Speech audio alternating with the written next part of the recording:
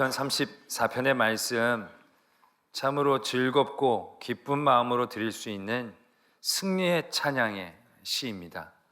항상 하나님을 찬송하고 자랑하고 여호와의 광대하심을 모든 이들에게 알리고 구구절절히 하나님의 높임과 하나님의 능력과 광대하심과 기쁨을 누리며 드리는 찬양, 시편에 있는 많은 찬양과도 같은 그러한 전형적인 찬양의 말씀입니다. 그런데 이 찬양에 제목이 붙어 있습니다. 여러분들 성경에도 제목이 다 적혀 있을 터인데요, 제목이 이렇게 적혀져 있습니다. 다윗이 아비멜렉 앞에서 미친 채 하다가 쫓겨나서 지은 시, 이겁니다. 내용은 굉장히 찬양하고 막 이런 건데, 제목은 다윗이 아비멜렉 앞에서 미친 채 하면서 쫓겨나서 지은 시, 쫓겨나서 한참 뒤에 깨닫고 지은 시도 아니고요, 쫓겨나서 지은 시이다라는 겁니다. 배경은 사무엘상 21장의 배경입니다. 다윗이 사울에게 이제 미움을 받아서 쫓기는 신세가 됩니다. 사울 왕이 그 전까지는 고민을 하다가 이제 완전히 다윗을 죽이려고 작정을 하고, 그 작정한 마음이 요나단에게 알려져서 요나단이 다윗더러 도망가라고 하죠. 그 다윗이 그 얘기를 듣고 급하게 도망갑니다. 그 도망간 곳이 바로 블레셋 가드 왕 아기스에게 도망갔다라고 적고 있습니다. 여기서 아비멜렉이라고 하는 것은 우리로 말하자면 임금, 이러한 고유명사 같은 겁니다. 이 아비멜렉의 이름이 아기스이다라는 거죠. 다윗은 그 당시 이스라엘의 대적이었던 블레셋으로 도망가서 좀 피해 있으려고 했죠. 근데 사무엘상 21장에 보면 다윗이 그 아기스 왕에게 가서 자기가 다윗이라고 밝힙니다. 그랬더니 일대 소동이 일어납니다. 왜냐하면 그 블레셋 장군들이 깜짝 놀란 거죠. 그래서 그런 말들을 합니다. 이 다윗이 어떤 다윗인지 아시냐고. 다윗이 이스라엘 사람들이 이렇게 노래 불렀던 다윗이라고, 사울이 죽인 사람은 천천이고 다윗이 죽인 사람은 만만이라고. 그 다윗이라고, 그 다윗. 그 천천과 만만은 그냥 천천과 만만이 아니고 우리 블레셋 사람들의 죽은 사람의 숫자라는 얘기죠. 분위기가 험악해진다는 거죠. 다윗이 그거를 보고 깜짝 놀라죠. 분위기가 험상하게 되어지니까. 그래서 다윗이 그때 기지를 발휘합니다. 사무엘상에 보면 이렇게 다윗이 했다라고 적고 있습니다. 그들 앞에서 그의 행동을 변하여 미친 채 하고 대문짝을 그적거리며 침을 수염에 흘렸다. 흘림에. 다윗이 기지를 발휘해서 갑자기 멀쩡히 있다가 대문을 그적그적거리고 침을 흘려가지고 수염에다가 흘렸다는 거죠. 그래서 그걸 보고 아기스 왕이 우리나라에 미친 사람이 부족해가지고 이 한 사람 더 데리고 오냐고, 당장 내보내라고. 그래서 쫓겨나면서 지은 시라는 것입니다. 그러면 우리가 이렇게 생각할 수 있죠. 죽을 뻔하다가 살아났으니까 기뻐서 부른 찬양? 근데 여러분, 죽었다가 다시 살아나서 기뻐할 그런 상황이 절대 아닌 겁니다. 다윗은 잘 나가는 장군이었습니다. 그리고 왕의 사위였습니다. 뭐 하나 부러울 것 없고 떵떵거리며 성장 가도를 다리고 있었던 다윗이 한순간에 무너집니다. 그리고 그의 목숨을 부지하기 위해 원수와도 같았던 블레셋 왕에게로 도망쳤는데 거기서도 굉장한 그 위협을 당하게 되어진다는 거죠. 그래서 거기서 목숨을 구걸하기 위해 미친 척을 했다는 겁니다. 그래서 그 자리에서 위기를 모면하게 되어지지만 다윗의 마음이 어떠했겠는가라는 것이죠. 여러분들 같았으면 살아서 좋았겠다라고 기뻐할 수 있는 상황이냐는 거죠. 정말 그 비참 그 자체였을 것이다라는 거죠. 내가 그들 칼에 무릎 꿇게 했던 그들 앞에 내가 침을 흘리고 내가 이 목숨을 연명하기 위해 이렇게 미친 척까지 하면서 살아야 하나. 참으로 답답한, 참으로 밑이 보이지 않는 순간입니다. 또한 이제 다윗의 고생이 끝나가는 그런 순간도 아닙니다. 이제부터 시작하는 겁니다. 다윗은 이제부터 수년 동안 사울에게 쫓김을 당하는 그런 시간들을 보내야만 하는 그 초입의 단계에 있을 뿐이다 라는 것이죠. 그런데 시편 34편의 말씀은 쭉 읽어보면 이게 다윗의 그러한 상황과 너무 동떨어져 보인다는 거죠. 동이 서에서 먼 것처럼 다윗이 미친 척 하며 쫓겨났던 그때와 34편에서 불러지는 찬양에 우리가 예상하는 장면과는 너무너무 거리가 있다는 겁니다. 우리가 제목 떼놓고 34편만 보면 다윗이 왕이 되어서 떵떵거리면서 살 때가 그려집니다. 전혀 다른 삶의 자리라는 거죠. 전 굉장히 놀랐습니다. 어떻게, 무엇이 다윗으로 하여금 이러한 찬양을 하게 했을까라는 것이죠. 삶의 자리는 절대로 이런 찬양이 나올 수 없는 자리인데 무엇이 그렇게 기뻐서 이렇게 찬양했을까? 무엇이 그렇게 감사했을까? 그가 두려움에서 건지심을 받았다라고 했는데 그가 건짐을 받았다는 것은 무슨 의미인가? 그가 환난에서 구원을 받았다라고 했는데 그가 구원받은 환난의 자리가 도대체 어떠한 자리인가라는 것이죠. 그래서 그런 생각도 해봤습니다. 다윗이 이제 어려움의 자리에 처했으니까 의식화된 찬양, 내가 이렇게 어려움을 당했으니까 하나님 기쁘시게 하는 찬양을 내가 막 불러서 하나님을 기쁘시게 해서 덕보려고 하는 그러한 찬양들, 그런 의식화된 찬양을 한 건가? 훈련된 찬양을 한 건가? 그런 마음을 가졌었습니다. 도저히 이런 찬양을 할 수가 없으니까. 그런데 말씀을 묵상하다 보면 8절에 이런 부분이 나옵니다. 너희는 여호와의 선하심을 맛보아 알지어다. 저는 이 표현에 놀랄 수밖에 없었습니다. 이 표현은 성경에 딱 여기만 나오는데 이거는 의식화되고 훈련된 찬양 가운데에서는 고백되어지기 어려운 그러한 부분입니다. 하나님의 선하심은 위대합니다. 하나님의 선하심은 광대합니다. 하나님의 선하심을 믿습니다. 하나님의 선하심은 멋집니다. 그렇게 의식화되어진 거라면 그렇게 찬양할 수는 있는데 여기는 그런 게 아니고요. 맛보아 알지어다. 맛보지 않은 사람은 이렇게 찬양할 수 없다는 거죠. 정말로 감정적으로 그 안에 하나님의 선하심과 기쁘심을 느끼지 못한다면 이러한 찬양으로 찬양한다는 것은 쉽지 않습니다. 이건 정말로 마음에서 우러나오는 찬양에서만 들어볼 수 있는 그러한 문장이다라는 것이죠. 여호와의 선하심을 맛보아 알지어다. 여러분들은 여러분들의 삶의 자리에서 좋은 자리, 편안한 자리에서 이런 찬양이 채 나오냐는 거죠. 맛봤더니 정말 여호와의 선하심 기가 막히게 맛있다고. 전혀 여러분들은 관계없는 표정으로. 근데 지금 이렇게 찬양하고 있다는 거죠. 근데 그 찬양의 자리는 어떻게 이렇게 찬양이 나올 수 있을까라고 생각할 수밖에 없는 그런 찬양의 자리이다라는 것입니다. 저는 다시 한번 곱씹어 봤습니다. 과연 무엇인가? 무엇이 다윗으로 하여금 이러한 찬양을 그러한 상황 가운데서도 하게 했을까? 무엇이 그토록 감사하고 그것이 무엇이 그토록 하나님을 찬양할 제목이 되었을까? 그러다가 눈에 띄는 문장을 보게 되었습니다. 그것 또한 8절에 있는 것입니다. 너희는 여호와의 선하심을 맛보아 알지어다. 그에게 피하는 자는 복이 있도다. 피하는 자는 복이 있도다. 피하는 상황이 있다는 것은 복된 상황이 절대 아닐 겁니다. 가만히 있는 게 복된 삶이지 피한다라는 현상이 있다는 것 자체만으로도 우리는 복이라고 여길 수 없을 것입니다. 그런데 다윗은 오늘 이 안에서 피하는 자가 복이 있다라고 고백하고 있다는 것입니다. 22절에도 보면요, 여호와께서 그의 종들의 영혼을 속량하시나니 그에게 피하는 자는 벌을 받지 아니하리로다. 이 문장을 보니까 다윗이 이때 찬양한 게 맞겠다라는 생각을 갖게 되어진 것입니다.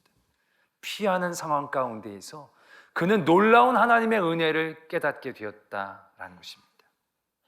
그가 깨달은 놀라운 은혜는 편해지고 안전하게 되어지는 상황을 의미하는 게 아니었습니다. 내가 지금 하나님께로 피하고 있구나. 하나님이 나에게 피하라고 나를 가르쳐 주시는구나.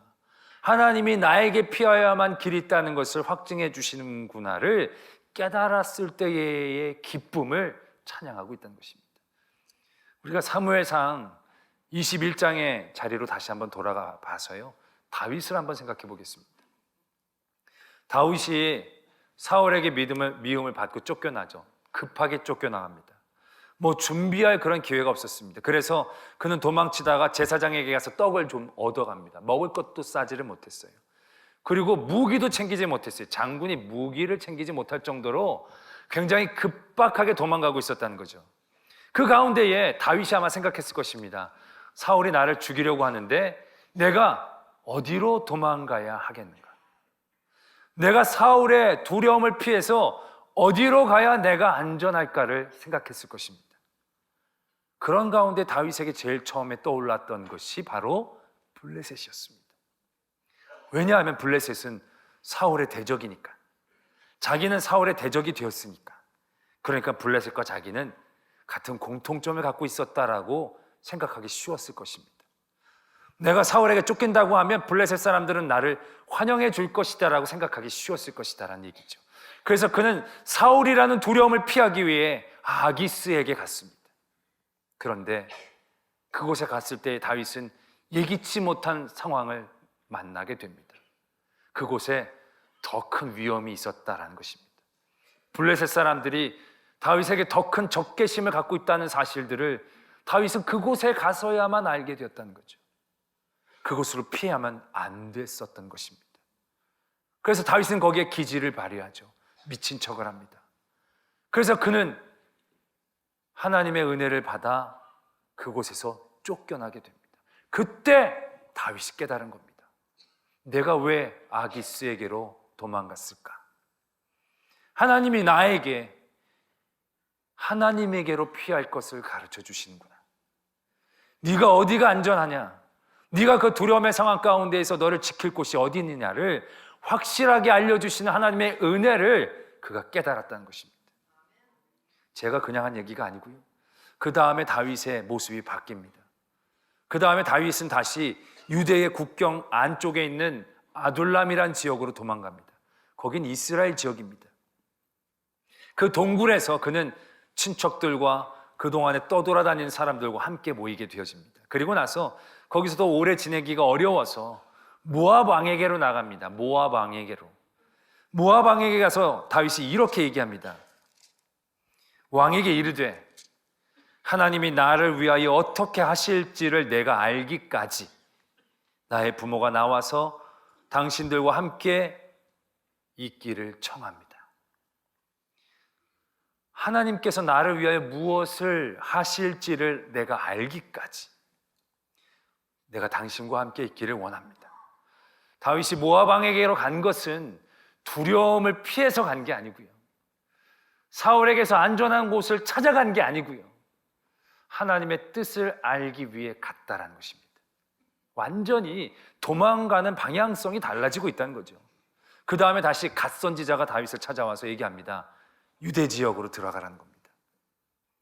그 말에 다윗은 순종하고 유대 땅으로 다시 들어갑니다. 사울의 코앞에 그가 있게 되어집니다. 그 다음부터 다윗의 삶은 완전히 바뀝니다. 위험이 있는 곳을 피하는 삶이 아닙니다. 두려움이 있는 곳을 피하는 삶을 산 게 아닙니다. 그 일날 지방 사람들이 블레셋의 공격을 받았습니다. 다윗도 살기 어려운데 그 사람을 어떻게 구할 수 있겠습니까? 다윗이 묻습니까? 갈까요 말까요? 하나님이 가라. 그랬을 때 다윗은 갑니다. 거긴 고난의 자리, 죽음의 자리인 거예요. 그러나 다윗은 두려움과 고난을 피하는 삶을 산 게 아니고요, 하나님께로 피하는 삶을 살게 되었다는 것이지. 그 일날 사람들이 사울에게서 공격을 받게 되어집니다. 묻습니다. 이 사람들이 나를 사울에게 넘기겠습니까? 넘기지 않겠습니까? 넘길 거다. 자기가 목숨 걸어 지켜준 그 땅이었지만 그는 과감하게 떠나버립니다. 그 땅에 무슨 미련과 연민인가 그런 거 없습니다. 하나님이 가라. 그럼 그곳이 광야라도 가는 겁니다. 그곳이 적진의 바로 코앞이라도 가는 겁니다. 고난에 대한 개념으로 그가 피할 길을 잡고 있지 않다는 겁니다. 다윗이 깨달은 놀라운 은혜, 이렇게 기뻐하며 찬양할 수 있었던 힘과 이유는 바로 거기에 있었다는 것입니다. 다윗은 자기가 아기스에게로 도망갔던 그 어리석음을 깨닫습니다. 그리고 그 안에서 하나님이 깨닫게 하시고 나로 그곳에 빼내주시며 내가 이제 앞으로 어떻게 살아가야 될지, 어디로 피해야 될지, 무엇을 바라보며 도망 다녀야 될지, 내가 환난과 두려움의 자리에서 어떻게 그것을 해석하고 받아들여야 될지를 깨닫게 되었다는 것이죠. 그랬더니 찬양하게 되어진다는 겁니다. 그가 두려움에서 나를 건지셨다. 두려움의 자리에서 그를 피해 주신 게 아닙니다. 그 두려움 자체가 하나님께로 피하는 자에게는 큰 의미가 없다는 것을 알게 되었다는 것이지요. 시편 34편에 유명한 구절이 또 하나 있습니다. 19절이 이런 말씀이 있죠. 의인은 고난이 많으나 여호와께서는 그의 모든 고난에서 건지시는도다.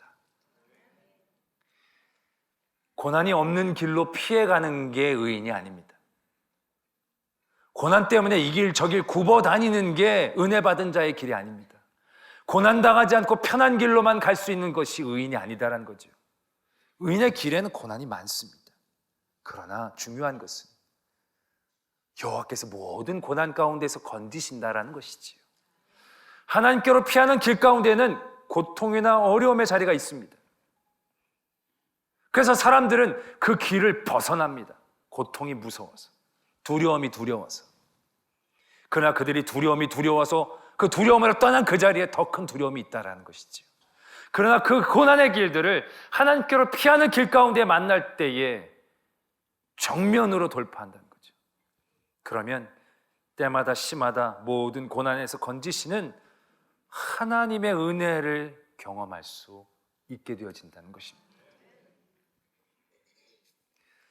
다윗이 그것으로 찬양했다는 것이, 그걸 깨달을 수 있었다는 것이 얼마나 부러운지 모릅니다.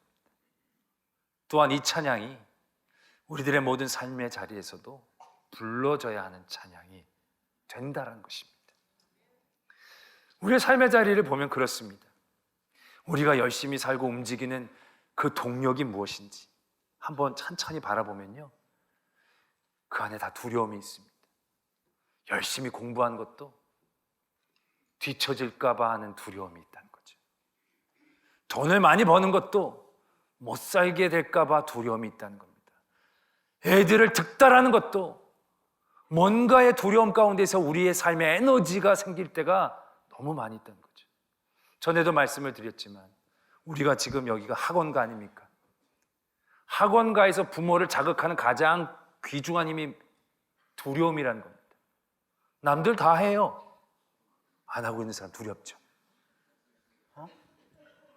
이거 이렇게 안 하면 대학 가기 힘들어요. 두려움입니다.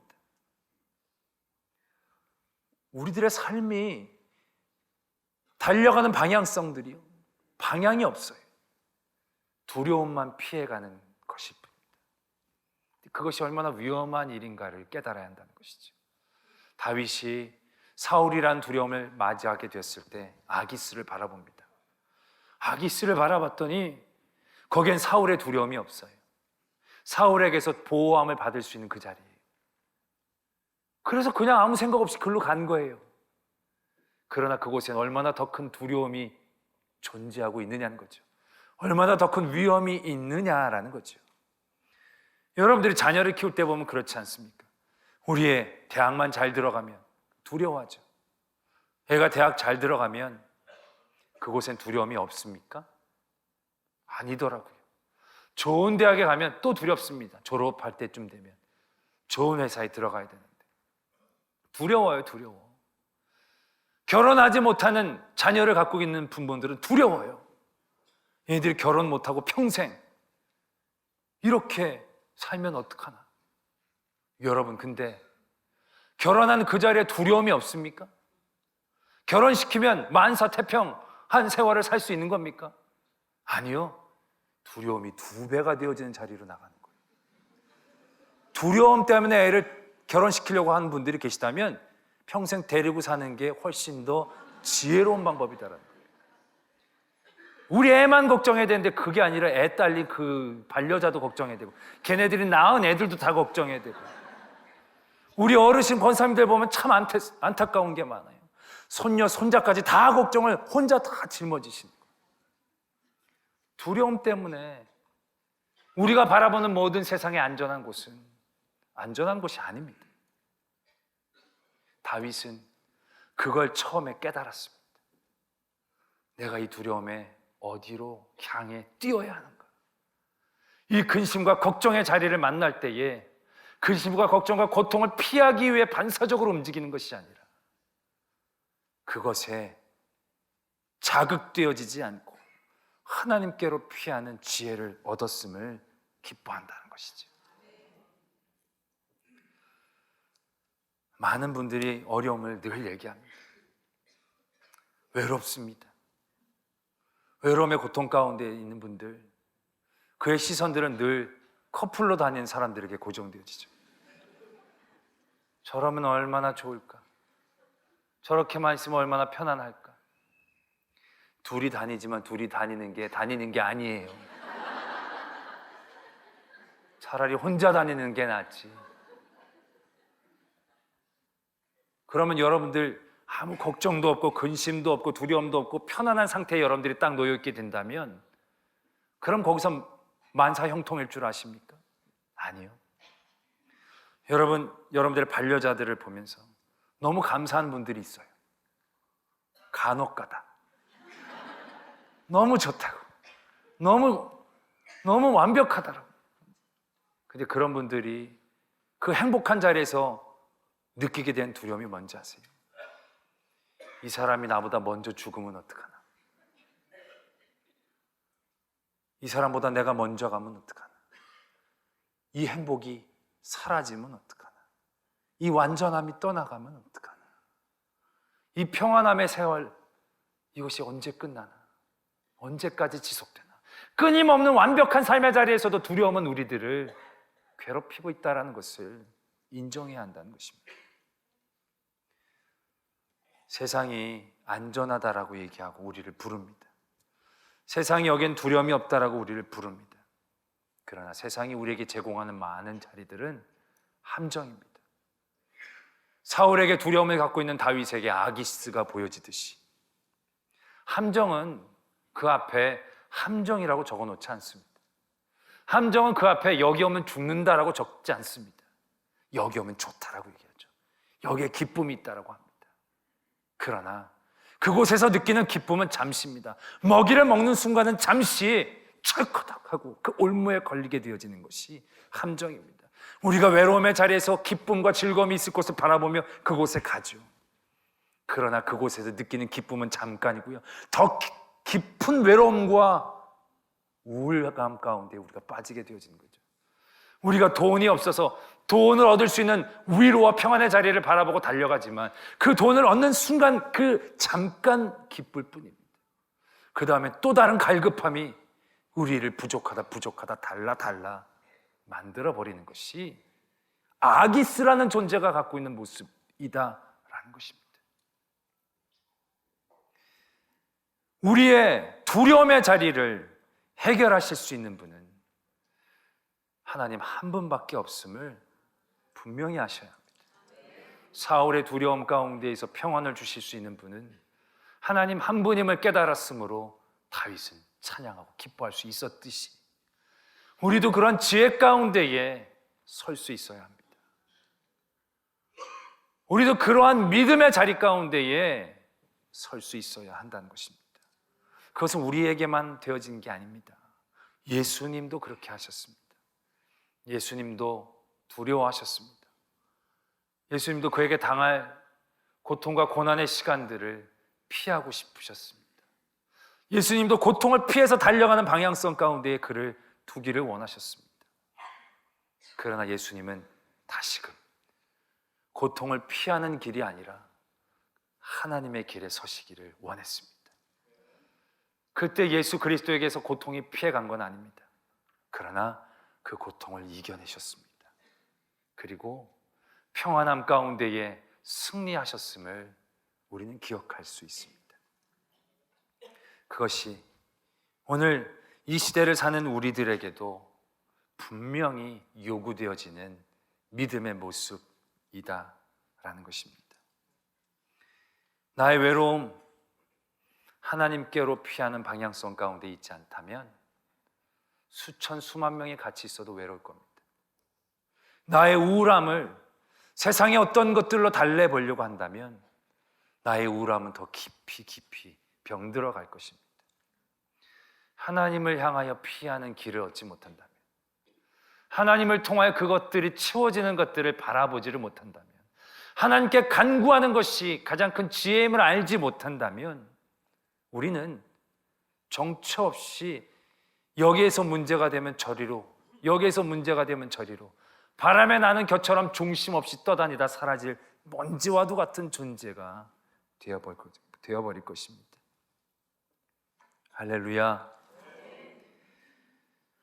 내 모든 두려움에서 건지시는 하나님께로 피하기를 원합니다.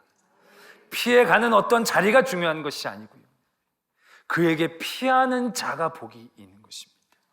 그에게 피하는 것을 아는 그 사람이 여호와의 선하심을 맛보아 알 수 있는 은혜를 경험하는 자의 모습이 되어진다라는 것입니다. 그러한 성도가 되어지기를 소망합니다. 이 세상에 어디 평안한 곳이 있겠습니까? 이 세상에 어디 위로를 받을 수 있겠습니까? 이 세상에 누가 나의 모든 것들을 해결해 줄 수 있겠습니까? 여호와께로 피하는 그러한 지혜로운 성도, 그래서 다윗과 같은 이러한 찬양을 우리의 삶 가운데에 부를 수 있는 성도가 되어지기를 소망합니다. 기도하겠습니다.